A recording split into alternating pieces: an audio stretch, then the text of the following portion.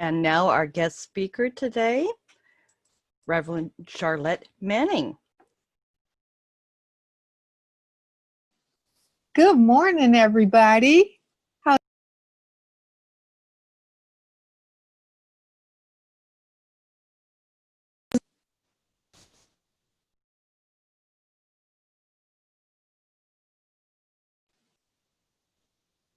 Okay. Can you hear me now? Yes, now we can hear you. Awesome. Awesome. Good morning, everybody. I'm so happy to be with you again this morning live from Arlington, Virginia. And I was sharing with Cindy this morning that it is an awesome, beautiful, crispy fall day in Virginia. I go out and walk every morning around 8 o'clock. And this morning I needed a long sleeve shirt and a jacket. It was that cool. But it is absolutely a beautiful day here in Virginia. And I'm so happy to hear that you guys are getting some better weather and the smoke is subsiding there. So fortunately, a lot of people don't like the rain, but there's goodness that comes from the rain. And Debbie, thank you for letting us all know that the sun is shining and the sky is blue. So all is well in Bremerton, Washington. And I can't wait for the opportunity to actually come out and visit you guys. I think I told you before, I lived in Kent, Washington, right outside of Seattle. And my career had been with Nordstrom there, and I worked in downtown Seattle. So I used to take the ferry over to Bremerton. I had friends that lived over there, and I absolutely loved that town. So I look forward to, although I love Zooming with you guys, I do look forward to the opportunity when I will get to share your space with you in person. And I love the mix of music this morning. You know, we got a little folk, we got a little soul, and we got a little metal. So everybody was covered, and all of the rhythms and the beats and all of that just resonated with all of the chakras, I'm sure, this morning. So it is always good to be able to celebrate with music. So I wanted to talk to you guys a bit this morning about the first book I wrote, which was The 4 Ingredients to Spiritual Peace. And I wrote that book several years ago, but I find as I was researching and preparing for my next book, which, by the way, I was also saying to Cindy, is scheduled for release on October the 15th. We are now in the final edit. So it is now ready to be formatted, and then we will go through the Amazon process, and it should be released on October the 15th. But I will keep Cindy posted, because what they do is we have like a soft launch, and then after that you get 4 or 5, I think 5 or 7 reviews, and then they will do the hard launch. So what I'm going to do is let her know, because you can download the book, the ebook, the first 48 hours for free. So I want to make sure that you guys all have an opportunity to get your early copy, and then the hard copies will follow that. So commercial over. I just wanted to pass that on to you guys, and thank you so much for having me back and supporting my work. So the 4 ingredients to spiritual peace are about forgiveness, faith, gratitude, and love. And we talked a lot about forgiveness the last time I was with you, which was facing your fears, organizing your thinking, releasing and letting go, giving thanks, gratitude for all those things that are blessings in your life right here, right now. And intuition, following that intuitive self, that knowingness within you, valuing the little things, giving thanks for the sunrise and the sunset, giving thanks for all the things, all the blessings in your life right now. And then the energy that moves the spirit within us and moves us into the direction of those things that we want to create in our lives. But when I wrote this, my first book about forgiveness, you know, one of the things that I know, as well as all of us know, we live in a world of cause and effect.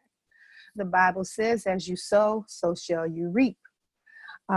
Science says, what you put out, you get back. And my grandmother says, what goes around comes around. Excuse me. So we all know that what you put out is going to come back to you. Now, a lot of times, you know, you may experience that comeback quickly, or it may take some times, but whatever you put out there is going to come back. And A Course in Miracles says, to forgive is merely to, let me make sure I'm get this right. To forgive is merely to remember. And remember means to put back together, like dismember means to separate. Remember means to put back together only the loving thoughts you gave in the past and those that were given to you. So for all of the things, in order for you to disagree, you have to have at some point agreed. So when you look in terms of the relationships that you have, you want to make sure that you are able to see the goodness in that person, place, or thing, the goodness in that, and use that as your opportunity rather than focusing on the things that did not or do not serve you. Excuse me. Let me just take a little sip of water here. I'm just going to start messing up everything here. I'm so sorry about that. We've been talking all before we got online here. Okay. So we know that we talk about in terms of forgiveness. I want to share with you the numbers that are associated through scripture, the numbers that are associated with each of these ingredients. And the number 40 is the number that is recognized along with the forgiveness. And the two that come to us most knowingly is the 40 days and 40 nights that Jesus spent in the desert. And Jesus was bringing himself into that mindset to go beyond temptation, to be gone to negative thinking and negative reaction, but to build up within himself the faith and hope and love and tenacity that he would need in the mission that he was about to go on. And then, of course, there was Moses. And as Moses wandered in the desert for 40 years, we recognize that the generations of negative thinking and dis-ease that went on after Moses took the people into Egypt, that those generations, 4 generations, and 10 years represents each generation. So those 40 years that Moses had to go through, and those people that had to, the negative thinkers, the naysayers, those that were in favor of worshiping the golden calf, all of those things had to dissipate before they could go into Canaan, into the land of milk and honey. And if you remember, Moses was not permitted to go into Canaan. Joshua was, and Joshua was of that generation of acceptance. So, you know, I always like to share stories, and I can't remember exactly what the story was that I shared with you the last time, but I have so many forgiveness stories, it isn't even funny. But the story that came up for me was, as a young girl, I was raised a Catholic. My mother was a Catholic, and in order for my father and mother to marry, my father had to agree to raise his children as Catholic. So my mother, we were born, my brother and I were christened as Catholics at 5-6 weeks old. So I really didn't have any input to what my religious belief was going to be at the time. And I started in Catholic school in Alexandria, Virginia in the late 50s. So at the time, there was still segregation in Virginia. And there were colored and white bathrooms during my time, during my era. Yes, there were colored and white bathrooms. There were places that you couldn't go to the movie, Black people couldn't go to the movie theater. Couldn't go to the skating rink, couldn't try on shoes in shoe stores, all of those kinds of things, which is so far out there right now. People are really hard to believe that that even happened during that time. But I remember as I was preparing for my first Holy Communion, the priest came in. We had one white priest and an all-black Catholic school. It was so funny because we had all black nuns, all black kids, and one white priest. And the priest came in to teach us our catechism classes. And during those classes, he talked to us about our first confession before our first Holy Communion. And in that conversation, he told us, all of these 7, 8-year-old children, he told us, he said he could forgive all the sins that we could ever commit, except the one sin that turned us black and cursed us and turned us black. And that was the sin of Ham. So here you have these young children who are saying, well, dang, you know, the best, he said the best we could hope for, we were very good children. The best we could hope for was purgatory. That if we went to purgatory and spent some time in purgatory, we could burn away those sins and God may let us into heaven. Now this is a priest. This is the most important, next to my father. This is the most important man in my life. And he told me I was not even worthy of heaven. My father, as I told you before, had to marry my mother because she got pregnant with me prior to them being married. And in those days, when you got a girl in trouble, you had to marry her.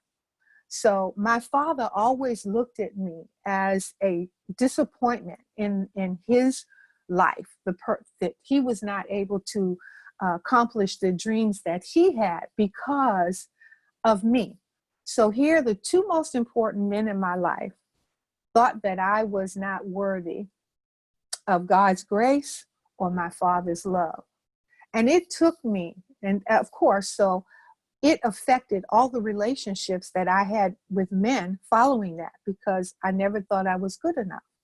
And it took me many, many, many years and much learning and much education to recognize the fact that that priest was only telling me what he thought was true, not necessarily what was the truth. And my father was doing the best he could with what he had. And what was most difficult for me was that I had to come to terms with that. I had to come to the realization that it was up to me to find forgiveness in that circumstance, in that situation, that it didn't matter what I thought or how I felt. What really mattered was I willing to see the circumstance of the situation differently? And that's what A Course in Miracles asks us. Am I willing to see this differently? And as I said, it took me 50 years in order to forgive that priest and forgive my father. That was my son saying hello as he walked by me. Right? I apologize for that. You know, I don't think he thought I was on here yet. But anyway, so as I went through this, I learned the power of forgiveness and the power of understanding that no matter where you go, what you do, that forgiveness is within you. Now, you don't forgive the offense, but you forgive the offender. And as Marianne Williamson said in A Return to Love, she says, I forgive you, but give me back my keys. So that doesn't mean that I have to excuse the behavior, but I do have to find in my heart, my father gave me life. Without that, you know, my father could have made the decision not to marry my mother. My mother could have made the decision not to have me. I mean, there are so many scenarios that could have occurred. The priest that told me that I couldn't go to heaven was the person that set my feet on this path of discovery, this path of understanding, this path of knowing. And I struggled throughout much of my life trying to find what it was or what this God would do to condemn me when he did not even know me. And on top of that, he created me.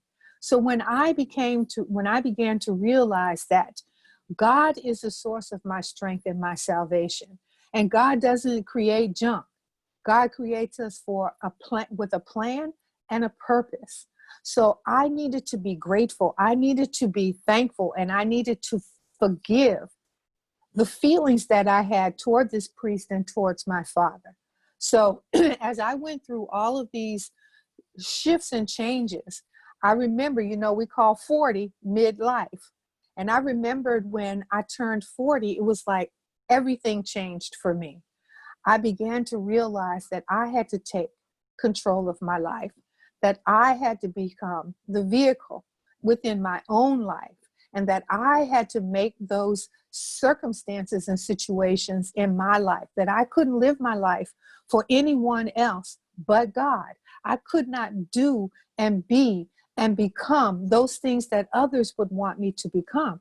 I had to become the actualized creation of God within me on earth as it is in heaven. So forgiveness is the key to your salvation. Forgiveness is the way that you find yourself through that path of self-discovery. If you are willing to see a circumstance and situation differently, and if you are able to recognize that people come into your life to teach you something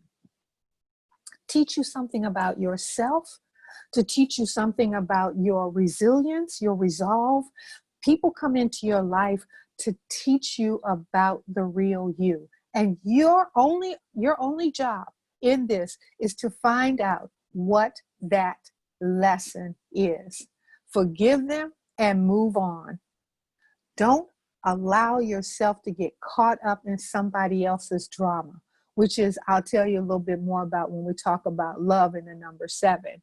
But you don't want to allow yourself to be caught up in someone else's drama. You want to be able to be your actualized self on purpose.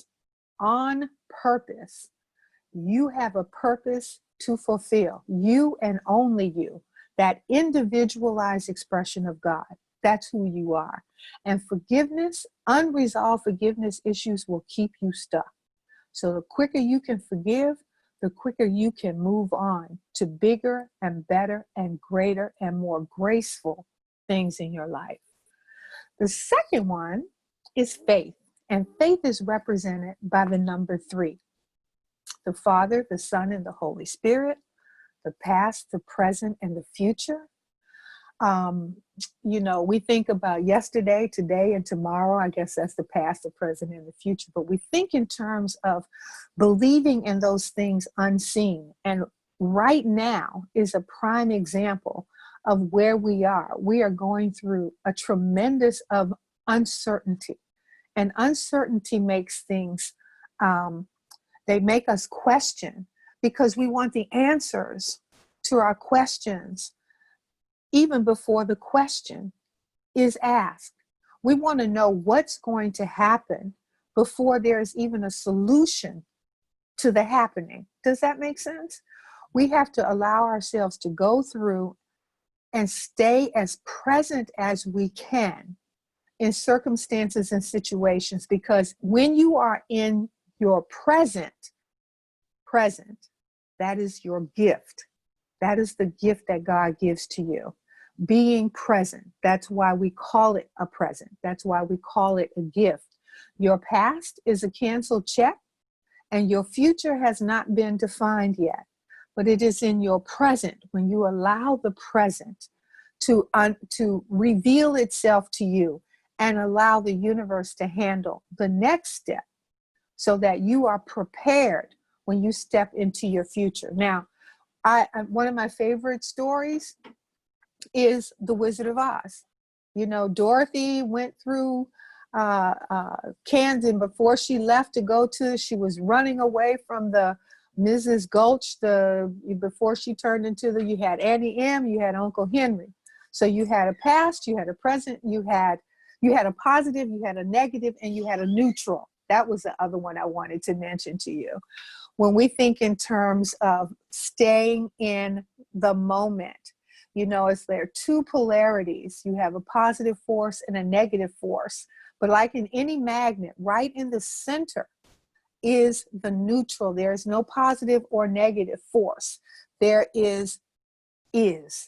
That is the void of all things. So there is no duality in the present, in the neutral.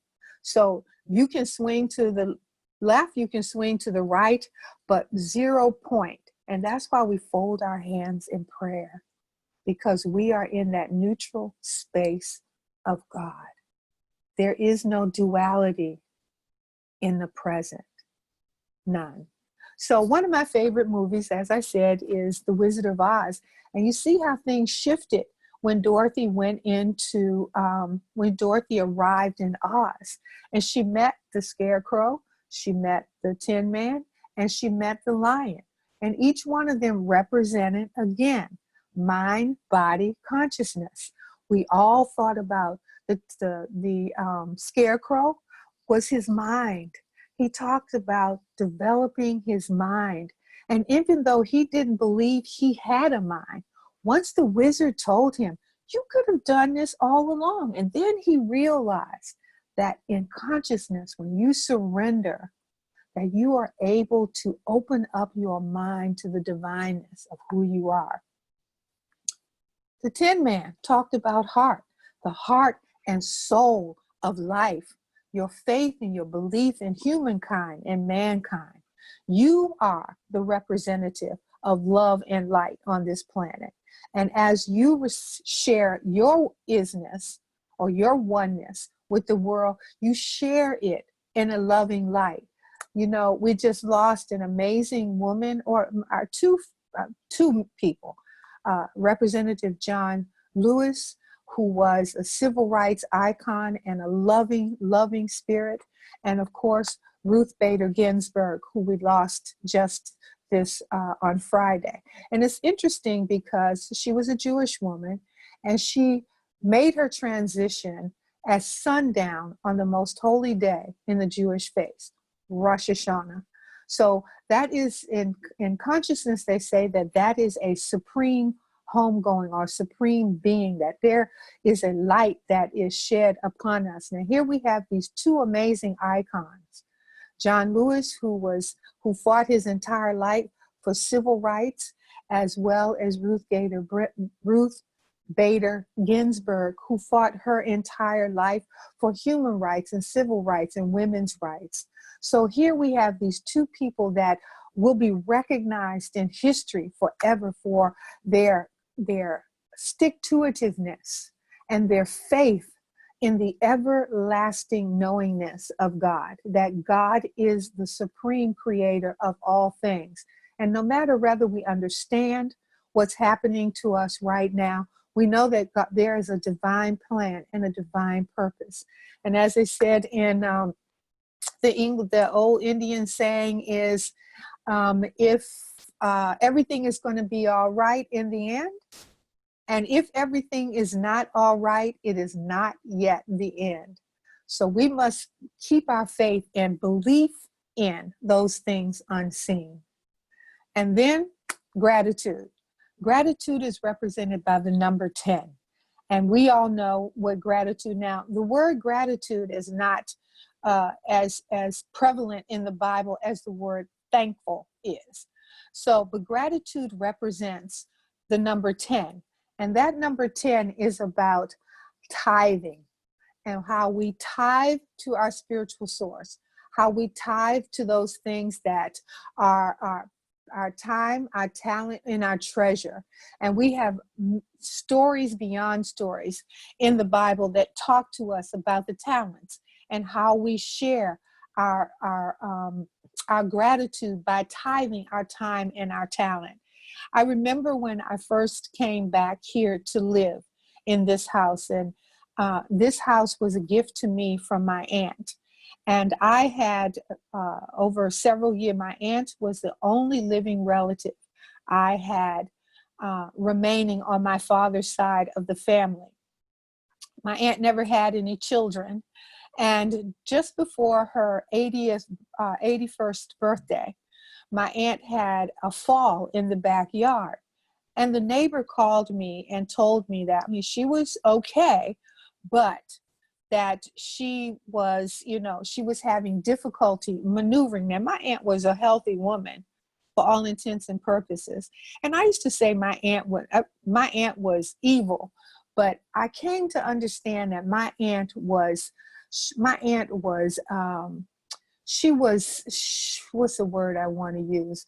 She was just mean, and mean in the sense that she created this protector around her so that people would not hurt her or say things about her, because she had experienced so much of that as a young woman as well. And I didn't get to know that until I had come back here to live with her. But never in a million years did I think that I would come back and live in this house with her. But, you know, God will have his way. And when God needs you to do something and you are not obedient, God will make you, he will find a way out of no way to get you where he needs you to be, to do the things that he needs you to do. So I called my aunt, and we made a decision that I would come back here and stay with her. Just before that, I lost my job. I was living in Detroit, Michigan. At the time, we had opened up a Nordstrom store in Michigan, and I had lost my job. I had been laid off from my job. So I live in Michigan. I have no family. I have friends, but I have no family in Michigan. And I'm thinking to myself, what am I going to do? So along comes this conversation I had with my aunt, and my aunt said, well, you can always come home. This was on September 1st, 2004. I came home, and trust me, when I came home with just what I could move in my car. So, I was one argument from being homeless. I literally had nothing but what I was able to transport from Detroit back here to live with my aunt, which meant that I was now sharing a household with another woman, a strong-willed and determined woman who was used to having things her way. And so I basically was walking on eggshells. This was September 1st, as I said. In June, unbeknownst to all of this, my aunt was diagnosed with pancreatic cancer. Had no idea that my aunt had never been sick. She was well able to take care of herself, full of her faculties. She was, for all intents and purposes, really healthy person. And she had been having this pain and hadn't said anything about it. So we took her to the doctor, and she had the stomach, and we took her to an emergency room. And the doctor said he saw this shadow on her pancreas. As it turned out, it was pancreatic cancer. She was diagnosed with pancreatic cancer on Good Friday.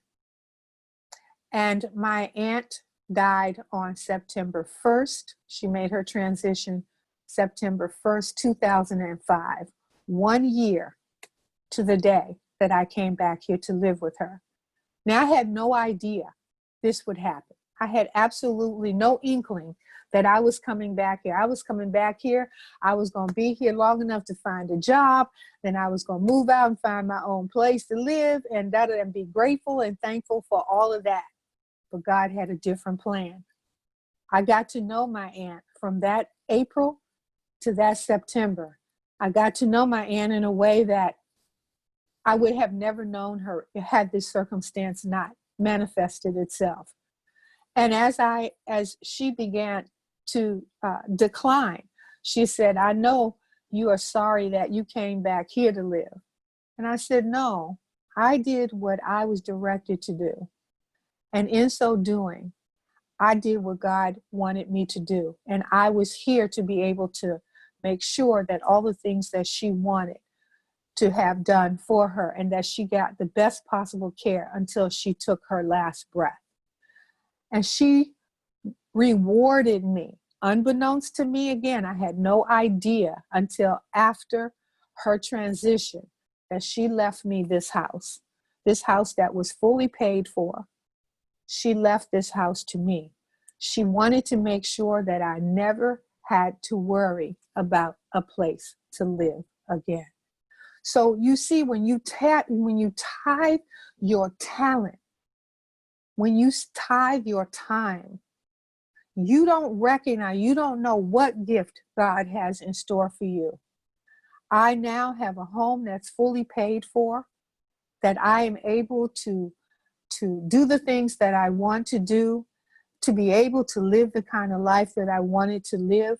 There are people that are all over this world who have been given gifts like this. When you recognize that when selflessly give of yourself to others, that God has got a gift in store for you. So as you give, so shall you receive. So we talk about gratitude. My aunt died at 82 years old. That was the point I wanted to make. And when you add 8 plus 2, that equals 10. That's gratitude. So you don't know how it's going to show up in your life, but you want to be grateful for all the blessings that come your way. There are good blessings that come your way. There are not so good blessings. So if nothing else, they teach you what not to do. And that's a gift. That's a blessing to you. And my favorite, the last, but most of all, the most important is love. And love is represented by the number 7. Love is the cosmic glue that holds all things together. It is the most prevalent number in Scripture. The number 7 is mentioned first in the first book of the Bible, in Genesis, when God on the 7th day, he rested. Now, we all know God did not need to rest, but God wanted to emphasize the importance of us resting and restoring and rejuvenating this body that has been gifted to us. We talk about in Moses, when before Moses married, the women did the dance of the 7 veils. We have 7 chakras in the body. We have 7 musical notes. And I think we hit all those notes in those 3 songs prior to starting the service today. And when you listen to the harmonics, when you recognize the higher resonances of the violins, the harps and the higher levels or higher frequencies, those are resonating within the heart chakra, within the upper body, or the mind of God. Those angelic voices, those angelic songs, we resonate in that. The drum beats, the earth tones are those that manifest and create on the earth. There's 7 days in the week. There's 7 lines in the Lord's Prayer. The 7 is very, very relevant when we think in terms of how we return to the love that God is, how we listen to and restore. And in those 7 chakras in the body, we have the mind of God in creation, and we have the power of God that resonates within the human being, that human body that we are. We listen to the Lord's Prayer, and we listen to how God goes from the upper levels, from our Father who art in heaven, hallowed be thy name, thy kingdom come, thy will be done on earth. And then we go into the lower level, on earth as it is in heaven. Give us this day. We're talking about in this level. Give us this day our daily bread. And forgive us our trespasses. Forgive those who trespassed against you, because you don't want anybody trespassing against you. And lead us not into temptation. Don't be tempted by the worldly outer things. Only allow yourself to be touched and manifested and enlightened by the Spirit of God that lives within you. For the power and the presence of the Holy Spirit is there with us. So as we go through this, there are 7 rules of life that I like to share, because I think they're the 7 rules of life and love. And I share them with you because I just believe that we can find the answers are very simple for us. They're not, we make them difficult when we start thinking about things and we try to change things that don't need to be changed, when we are going against the flow rather than going with the flow. So the 7 rules of life and love are: make peace with your past so it does not disturb your future. What others think about you, it's none of your business. Doesn't matter what other people think about you. What's most important is what you think about them. And you see the light of God as it surrounds them. and the love of God, it enfolds them. And the power of God that protects them, that same power, that same presence protects you. And when they hurt you, harm you, or disappoint you, forgive them anyway. Love them anyway. Move along with them anyway. Because you are the light of God that lives within you. The only person in charge of you is you. You can't make somebody else happy. You can only make yourself happy. You can't change the way other people think. You can only change the way you think. Jesus said, don't brag about what I do. Let my miracles be an example to others, to practice, not to duplicate and not to imitate, but to be that light of God. The other is, don't compare yourself to others. You are an individualized expression of God. You are unlike anyone else on the planet. You are the I am that God is within you. So you have to be the best you. You don't have to be an influencer. You don't have to be like the Kardashians. You don't have to be like Oprah. You don't have to be like anybody. You have to be the best you can be. I think it was Nora we were talking to before we went live, and we were talking about, she was showing something that she was knitting, a pumpkin. I think she said that she was knitting. And I asked her if she knitted or crocheted. And, you know, we have such talents. Why not go out and share that? You don't have to be an Oprah. You don't have to be anybody famous or anything. You have a gift. You have an art. And I think Cindy is going to share with you the Artist Way, which I think unlocks and unveils your most creative self, that self that God has created you to be.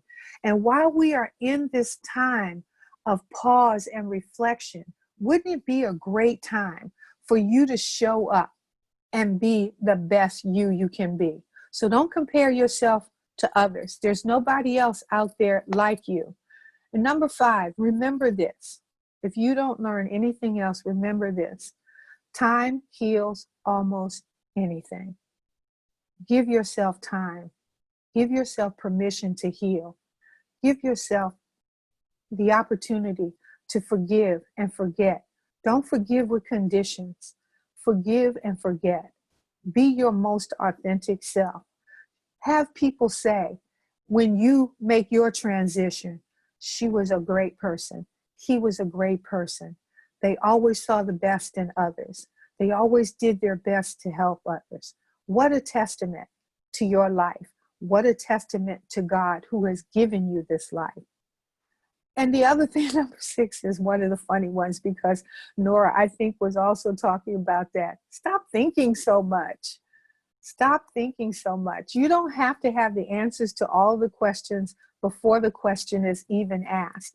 Stay present. Stay within your oneness. Stay in that space and that time and that presence where you allow the gift of the present to unfold the reality, to unfold the truth, to unfold the answer to the question that you may have. And most importantly, learn to smile. Learn to laugh at yourself. I love watching the Golden Girls and Girlfriends and Andy Griffith and the Jeffersons and all of that, because they give me the opportunity to laugh. Laughter is the best medicine. I'm sure you have heard that before. I go on a prayer call at 6:30 every morning. The prayer call doesn't begin until 7, but people come on early in the morning to just share something. And we have one of the ladies on there, her name is Tiffany, and she's a barrel of laughter. That's all she comes on with something. She says something and everybody just breaks out laughing. So what a way to start the day, in laughter and in prayer, giving thanks that you woke up this morning, that you were able to be about your Father's business, that you could stand in the truth that all things are possible for those who love the Lord. So when we think in terms of how we show up in this creation, be the best example of God on earth as it is in heaven. The 7 rules of life, in cooperation with the 4 ingredients of spiritual peace, I promise you, will give you a life of purpose and a life of joy. And I celebrate that each and every day. I try my best to stay in that present, to stay in, to see the best in even the worst circumstances and situations, because I and only I can choose to see a circumstance or a situation differently. Someone hurt you, love them anyway. Mother Teresa had that beautiful poem. When people despise you, love them anyway. It doesn't cost you anything. You have to go down in order to go into the depths of despair.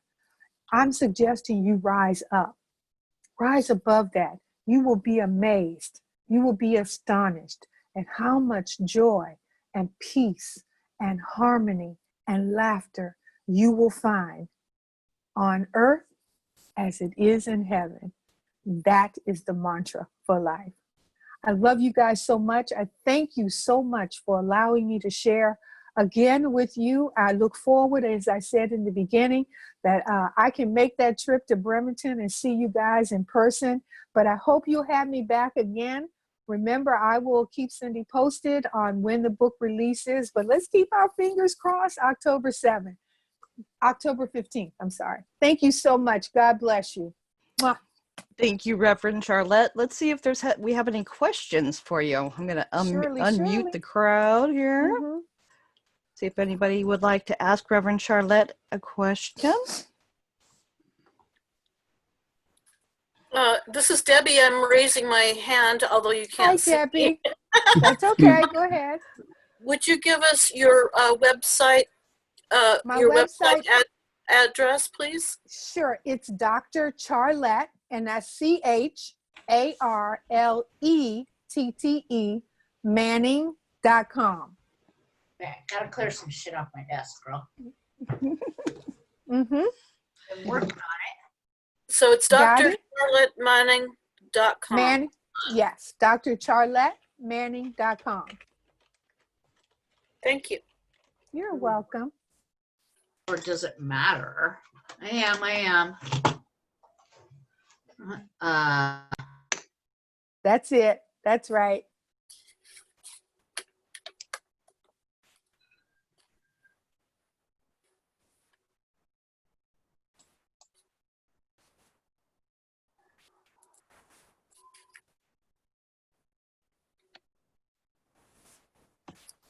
All right, so does Hey, anybody have any Maurice. questions for her? You, Maurice? Good to see Hello. you.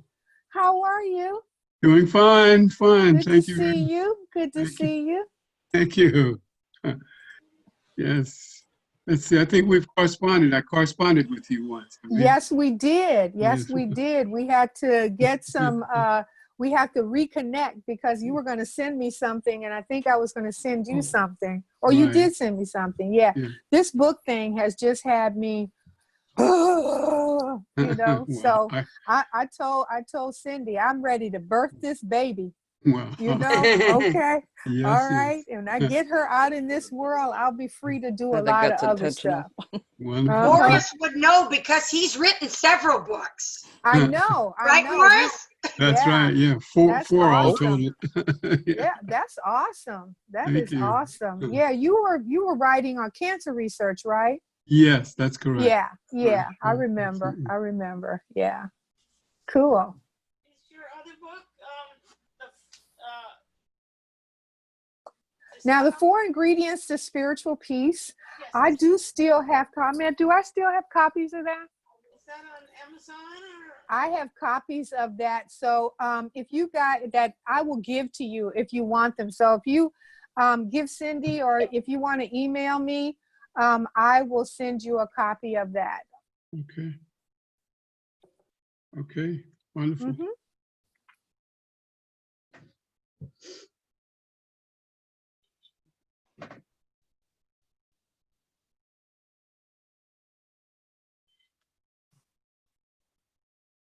Okay. I took lots of notes. Everybody, Cindy will be Awesome. right back. Her Yes. computer overheated. Oh, that's okay. Yes. Oh, no. Barbara? Talking Now to you me. can, that 7 rules of life, that you can Google that. That is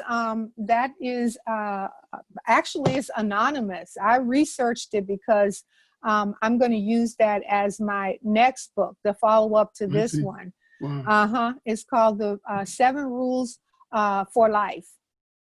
And it's, I mean, you can get them in beautiful graphic designs, but the principles are the same. Wonderful, wonderful. Yeah, yeah.